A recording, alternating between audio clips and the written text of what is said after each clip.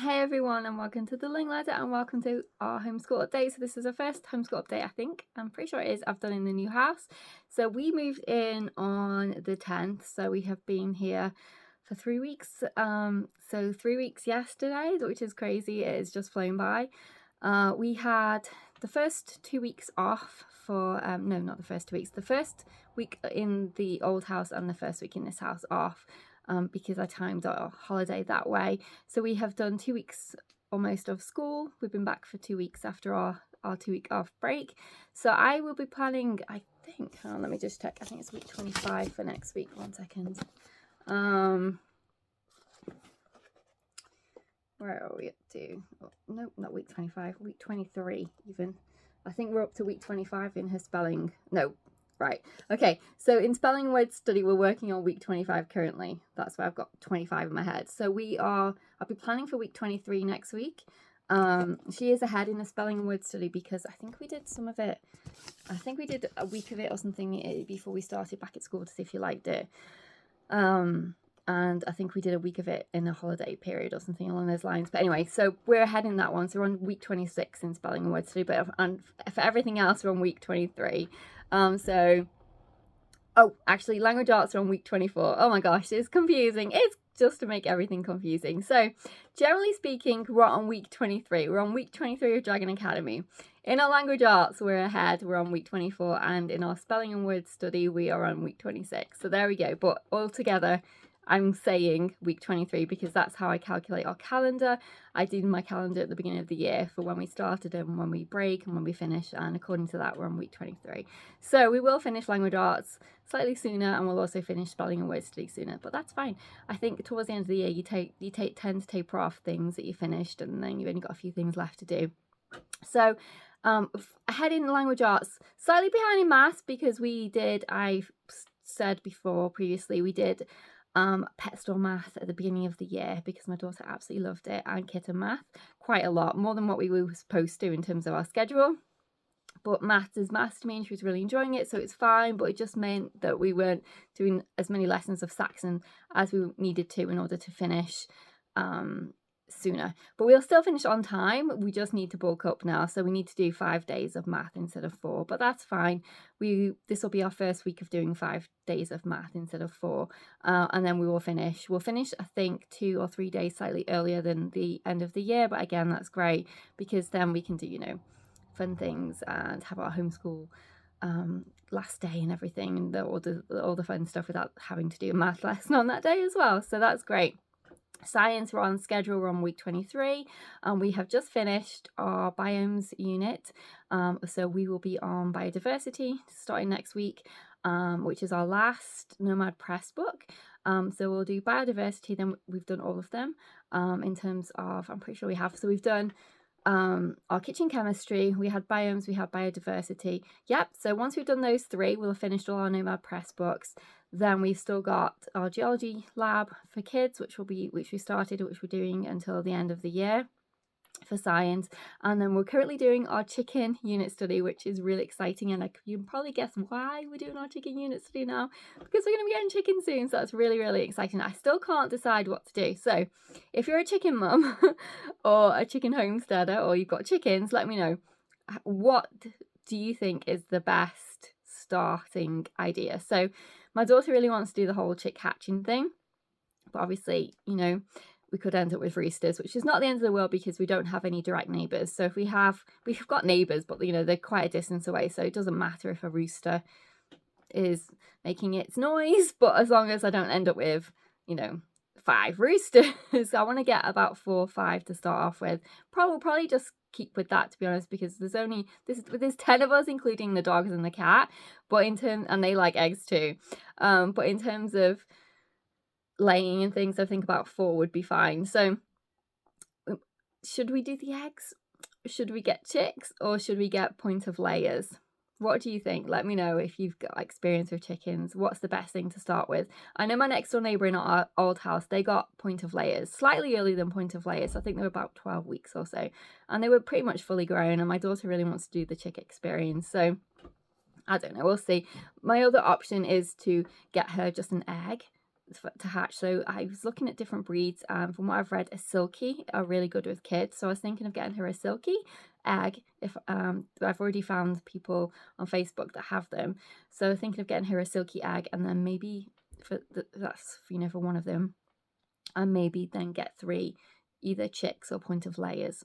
I don't know, we'll see, but it's exciting. It really is. I'm really excited. We've got sheep right next to us, so the sheep will have some friends soon. I'm really interested to see how the dogs do with the chickens, to be fair, but they'll just have to get used to it. We've got an area which is completely separate, so the dogs can't get to them if they're in there, so they'll be perfectly safe. It's just, ideally, I'd like them not to bark at them every single time they go outside. So again, if you've got experience with dogs and chickens, let me know. I have got my clickers. I'm going to do clicker training with them soon for the fighting between Noah and Luca, but also for the sheep and just birds in general. So I'll include our chickens in that. But yes, that's where we're up to with science. So that's language arts, maths, science. For history, we're doing Story of the World still ancient times, really enjoying it. I think we're just over halfway through the book. It's much longer than our school year, so we probably will either double up the chapters at the end, or we might not read them all, and that's fine because we've done the whole thing from start to finish before. This is our cycling back through.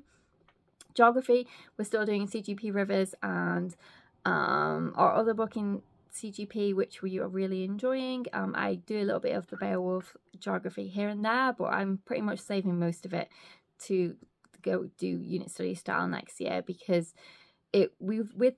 everything else that we were doing with Dragon Academy, with our legends, which is our dragon history, which is what we're currently doing now, I just couldn't squeeze enough Beowulf in. It's really in depth. There's so much to it. It's a massive big buffet of different things you can pick. So we did a couple of things. We did the ocean when we were doing the tsunami book. We did the UK study when we were doing Clay, which is book 1 in Dragon Academy, but we haven't really done anything else from Beowulf geography yet. So I'm tending to leave those for next year, but I think, again, that's fine. I'm really, really into thinking about curriculum for next year. I've got 2 boxes of curriculum already that I need to unpack. Let's not even think about that right now. But yes, I've still got 2 left to unpack, but I've done a ton of unpacking. The schoolroom is pretty much mostly unpacked, which I'm patting myself on the back for, because it was tough going. I'll tell you, moving was an absolute nightmare. We moved really far away. We had to put most of our stuff in storage. We had 1 truck on the drive with our essentials in, but we couldn't unpack for 2 weeks because we were having flooring laid. So it was just living out of boxes and essential bags and all that for 2 weeks. I had a big bag of our schoolroom stuff.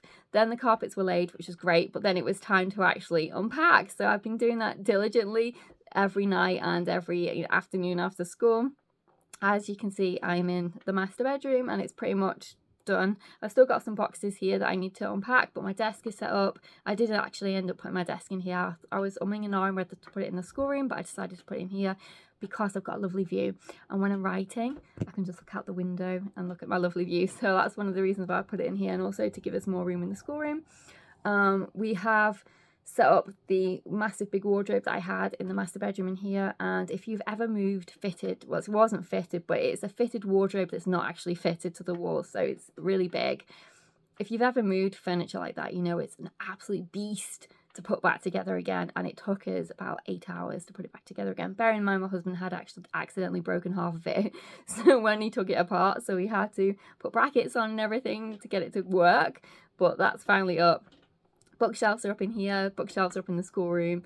Her desk is up in the schoolroom. I'm just unpacking the schoolroom wardrobe and our little red shelf, our reading cart shelf and things like that. But it's looking like normal now, which is really important. Her room is pretty much done. She's got her little TV set up. She's got a little sofa. If you remember at Christmas time, I got her the little sofa that we kept in a box and hadn't opened until just now, so that's all fluffed up now. So she's got that in like a kind of little gaming corner of her room. She's got a bookshelf up in there. It's looking really much like home now. It took us a while to get used to it. It really did. It was a shock when we first initially moved. I didn't feel like I would feel that way, but I think what made it really worse is we both got really sick.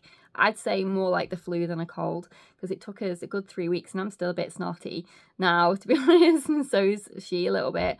So she initially got the flu as soon as we pretty much got here. She was saying on the first night it was really cold, she was freezing, and I thought, oh, it's because, you know, when you've not got furniture in a place and flooring, it tends to feel really cold. So it took us a mission to finally get the heating to work, but we got that on the first night. But it was just, I think, because where we moved from to, our old house was really well insulated in a new build. We moved to an older house, which is stone built, plus we moved from England to Scotland, and obviously the weather's different. So it was much colder when we got here than what we were used to. But again, I think she picked it up during the move, to be honest, you know, during the traveling from somewhere. So she started to feel really sick, but she got better a lot faster than I did. So I got sick after her, and mine really took a lot longer to get better from. I was perfectly able to do everything. I didn't feel terrible, to be honest, which is more what you would expect with the flu. So that's like where I think maybe it wasn't the flu, to be honest, but it was a super bad cold if it wasn't the flu. I haven't had a cold like that since 2019. So yeah, it was sucky, but we're much better. Everyone's better, so that is great. So yes, homeschool has been going really well. Once we've got everything unpacked, that's really helped in terms of us making us feel more at home here. I'm really looking forward to going on lots of exploring things, because all we've been doing pretty much is unpacking since we got here and setting things up and everything. We've gone to a few little bits and bobs, but we haven't really had a chance to do all the exciting stuff that we want to do, which is, you know, synonymous with this area and things. So I'm really excited to do all that soon.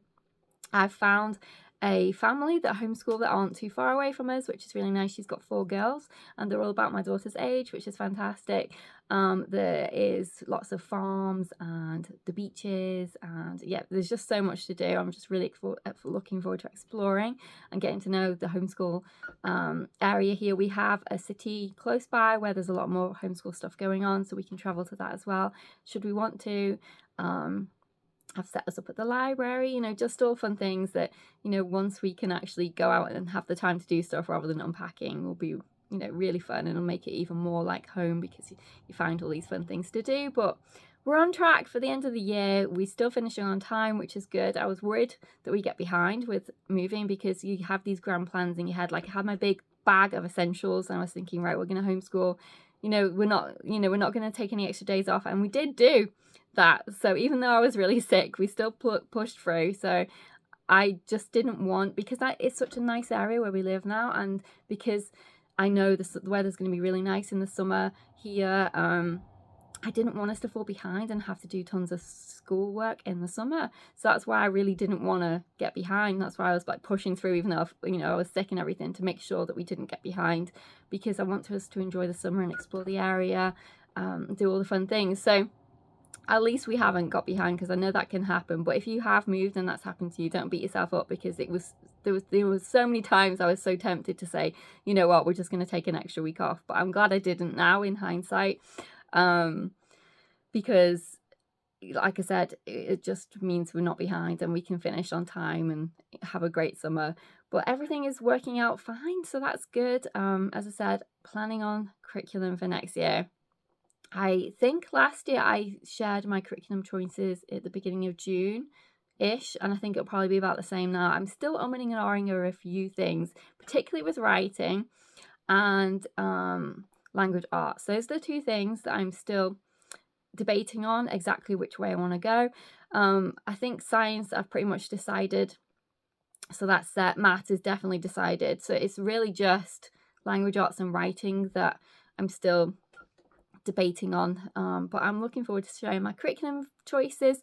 I think what I'm going to do this year is share the 7th grade, oh my gosh, 7th grade curriculum picks in one video, but then I'll go into detail a bit more in by subject, and I don't think I've ever done that before, but I think I'm going to do that this year, because we're approaching the older levels, and I don't feel like there are a ton of people on YouTube now at this level and above that share all their things as much. I think people tend to taper off homeschooling, so I just want to make sure I'm giving lots of people resources to consider and things, especially because we are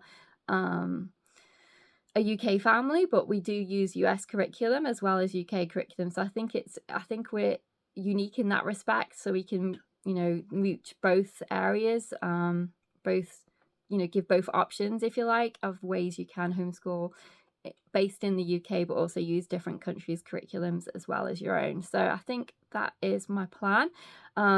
I'm definitely trying to get back into my 2 videos a week. I planned before we moved to batch film. That did not remotely happen because, oh my goodness, everything just, it was just a nightmare getting everything packed up and cleaned, ready to go. And then when we got here, there was no internet. The internet service wasn't going to work that we'd picked. It was just a nightmare. So I just couldn't batch film. I just did not remotely have the time.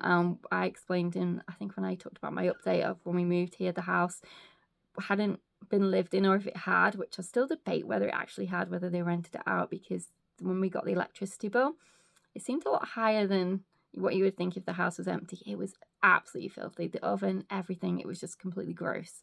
So the bathrooms, it was just disgusting. So I spent a lot of time cleaning. So there was just no time for batch filming, either before or after. So yeah, and it was just the extent of how far we moved and having to do it all ourselves. We didn't hire any company or anything to do it. And I swear on everything that I will never, ever, ever do that again. It is so much worth getting someone else to do it for you. It was an absolute beast to do it all ourselves. Just the lifting of the furniture, I had to help. I've got a bulging disc in my neck, and I swear I've got one at the bottom now as well of my spine. I still can't feel some of my toes, which is very indicative of another slip disc, but in the lower part of your back. Because the first night when we put all our essentials on the truck, I was in agony. My back hurt so bad, but I had no choice. I had to help because we wouldn't be able to have moved. We wouldn't have got all our stuff out, and the house would be empty in time for the people moving in. So I had to lift with him, lift the furniture and stuff. And I said I wasn't going to do that, but I had no choice because it was approaching 9 o'clock at night, and we still hadn't even quarter filled the truck with our stuff. So we were up until 4 o'clock filling the truck, and I felt terrible, but we were being super quiet, but there was just no other way that we could do it. So, I think the neighbours were probably relieved when we moved, to be honest, because those last couple of days we were nightmare neighbours in terms of staying up really late, having to pack stuff and moving van on the drive and stuff. But once that had gone, then, we were very quiet, back to our normal selves. But I can imagine when they left, when the new neighbours moved in, they probably said, oh, they were terrible for the last 2 days.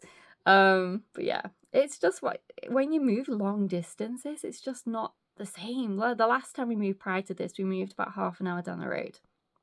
Night and day difference. It was, to me, that was a picnic. It was a holiday compared to this.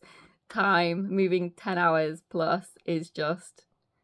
And then having to split the journey as well. So we had to put all of our stuff in storage, which took a mission as well to do, because we had to use our car until the very last day when we got the truck for the extra big things. So we were just using our car to move stuff to the storage centre for 2 weeks before we moved. So it just drew out the process to be this really long, extensive thing. And then we had to go back 3 times to get our stuff backwards and forwards, and yeah, not fun. Don't recommend it. Pay somebody to do it for you. So worth it. And also I got injured yesterday as well. The injuries still don't end. So we were moving a wardrobe upstairs, and we were trying to get it up a groove. If you imagine a doorway, you've got the step. So my husband had the wardrobe on a kind of a trolley, and he was lifting the trolley up in order to get it up the step. So he's pushing on it backwards so the trolley would lift up and the wardrobe would go up onto the step. And I had my hand on the wardrobe, both hands on both sides, and the door jamb was right here. So he pushed it up really hard because it wasn't going up, and he was getting frustrated with it. And because of that, the wardrobe smacked into my hand and squashed my finger against the door jamb. I'm still debating whether or not I should go to the ER because it swelled up instantly, really bruised. I'm thinking, is it fractured? But I just don't want to sit there for hours to be told, it's just a bruised or something stupid. So I'm just going to see how it goes, but it's really painful. So I don't know. But anyway, the injuries don't end after you move for a while, especially if you're doing it yourself. So don't do it. That is my greatest advice to anyone. Don't move yourself, get someone to do it for you. So yes, that was the last piece of heavy furniture though. Thank goodness that we have to lift. So hopefully I can now recover and, you know, start to feel better. My back is still really painful, as I said, but I think it's just going to take time to like get back into normal. So I'm just super glad that I've pretty much got most things set up now, because then I can just do normal stuff. I feel like all I've done for the past 2 months is move house, and so I just want to feel like I can do something fun, like pick up a book to read or find a recipe to make, and, you know, just do normal stuff and not be in this zone of packing and unpacking and stuff. But we're getting there. I keep saying to myself, it's massive what we did. We moved, like I say, 9.5, 10 hours away from where we currently lived. It's a, you know, it was a huge undertaking. So we're getting there. We're definitely getting there. But that's everything, I think, for this video. So I can't think of anything else. If you've got any questions, let me know below. I might do a what I'm thinking of for language arts. I think I did a what I'm thinking of for language arts video of the different options I was considering, but I might do another one a bit more in depth, particularly with writing, because there are several different options I'm thinking of. Or I might not bother. I might just decide finally, and then just show you my curriculum video. And then when I talk about what I picked for language arts, I might go into a bit more detail that way. I'm not sure. I've got tons of video lists of things to film. It's just getting the time right now, but I'm really going to try to get back into a routine with filming, at least try and get a little bit ahead, because I was doing that, which really helped. I was sort of like 2 weeks ahead, but I'm completely not now. So this is completely live on the 2nd of May at 7:22 p.m. And isn't it so sunny? Oh, so nice. It definitely stays lighter longer here already. I know we're approaching that time anyway where it does stay, you know, light till 10ish, but I definitely noticed it does stay lighter and become lighter in the morning sooner, which is why blackout curtains and blinds were so important. We've got blackout curtains, we've got blackout blinds, but we haven't put them up yet. But yes, that's everything I think for today. So I will see you in our next video. So take care. Bye for now.